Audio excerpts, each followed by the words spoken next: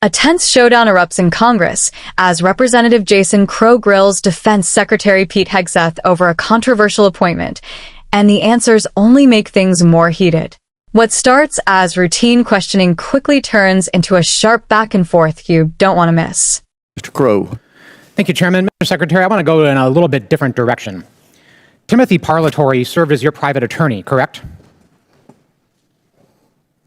Correct. And Mr. Parlatore also served as private attorney for President Trump's campaign, correct? I'm not privy to every professional position that he's held. I'll help you out. He did. And you appointed Mr. Parlatore as your senior advisor, correct? He does reserve duty on behalf of the Navy. His title is senior advisor. You gave him that title, correct? And I would count him as very much an advisor of mine. Yep. He travels with you, correct? Tim Parlatore has been a long-term friend. He's a great patriot. He travels with you. That's not what I asked. I reclaim my time. He travels with you, doesn't he? He travels with you, doesn't he? Correct? There's public Instagram that shows this. Just say yes. Yes, of course. Okay. He sits in meetings with you and advises you, doesn't he? He sits in some meetings on occasion. Yeah, well, he maintains a desk in an office in the Pentagon, does he not? I'd have to check. You don't know? It's a big Pentagon. You directly commissioned Mr. Parlatore in the Naval Reserve as a Navy commander in March 2025, did you not? I was very proud to do so. And when you did, because he's a Navy Reserve officer, he didn't have to go through the PPO process, the White House Presidential Personnel Office, right? He wasn't vetted by White House PPO. Oh. Uniformed service members don't get vetted by... The answer is yes. He didn't have to be vetted by White House PPO. He didn't go through the Senate confirmation process either, did he? The answer is no. I don't know what you're getting to, but Tim is a fantastic... I'll tell you what I'm getting to. The answer is no, right? He does great work. Okay. He didn't maintain a security clearance when you appointed him as special advisor. Is that right? I'd have to check. You don't know? I mean, anybody that has access to sensitive material is going to have the appropriate clearance. Okay, so when you appointed him as special advisor, he had a security clearance? You're trying to piece together a timeline. No, I'm asking a simple question. One of your special, most sensitive advisors, did he have a security clearance? No, you're playing a gotcha game like you do on TV and everywhere else. You're trying to thread together details that are connected about something else. Clearly, you're concerned about my line of questioning, aren't you, Mr. Secretary? Because you know where it's going, don't you? I think you do. So, does Mr. Parlatore represent foreign governments? He has a private law practice, does he not?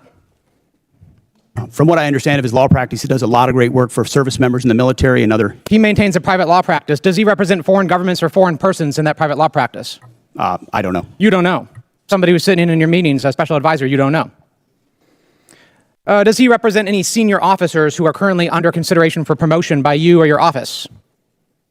The only person that makes determinations about senior officers is me. Answer the question. Does he represent senior officers who are under consideration for promotion by you? No, I'm the one that makes decisions about choosing. Does he represent them, Mr. Secretary? Does he represent them? He doesn't represent anyone. He's a legal advisor and always has been. But he has clients, does he not? He's a legal advisor to me on reserve duty, and he always has been, and he does a fantastic job. Is it true that Mr. Parlatore was removed? I reclaim my time. Is it true that Mr. Parlatore was removed from an investigation by the White House last year? I don't know what you're referring to, but not that I'm aware of. You're not aware of it? Was it true that you were also removed from that same investigation? The answer is yes. No, not that I'm aware of. You're not aware of it. That's interesting. Well, is it true that Mr. Parlatore disparaged President Trump? I don't know what you're referring to, but no. Is it true that Mr. Parlatore was accused by President Trump and his lawyers of lying? What you're accused of is a cute line of questioning that's going nowhere. Well, it's going somewhere, which is why you're not answering the question. Was it true that he was accused of lying by the president's legal team? I'm not familiar to... You'd have to give me the context. Well, it's right here. You want to look at the statement from President Trump's legal team? Anybody could blow up a quote and claim it says something, and that's what you're doing in a little stunt. Secretary Hegseth, what I'm really concerned about is you purport to have unfaltering loyalty to President Trump, and yet you are continuously going... Oh, you care a lot about President Trump, don't you? You're going behind his back. This is a cute waste of your 5 minutes. A huge, cute waste of your 5 minutes that led nowhere. I reclaim my time.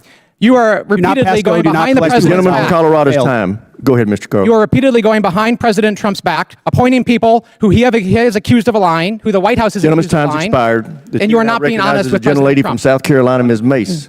This exchange is a textbook example of how quickly a congressional hearing can escalate from structured questioning into a tense confrontation. Representative Jason Crow begins with a focused line of inquiry, zeroing in on one specific individual, Timothy Parlatore, a private attorney who also serves as an advisor to Secretary Hegseth. At first, The questions seem straightforward, confirming roles, responsibilities, and connections. But the strategy becomes clear pretty quickly. Crow isn't just asking questions, he's building a case step by step. Each question is designed to establish a pattern, access, influence, and whether proper procedures were followed in appointing someone with that level of proximity to the Secretary of Defense. And Hegseth's responses? They start measured, but gradually become more defensive. You can see the tension rise as Crow presses for direct yes or no answers. He repeatedly narrows the questions, trying to limit any room for broad explanations. That's a classic oversight tactic. Control the narrative by controlling the format of the answer. But Hegseth pushes back.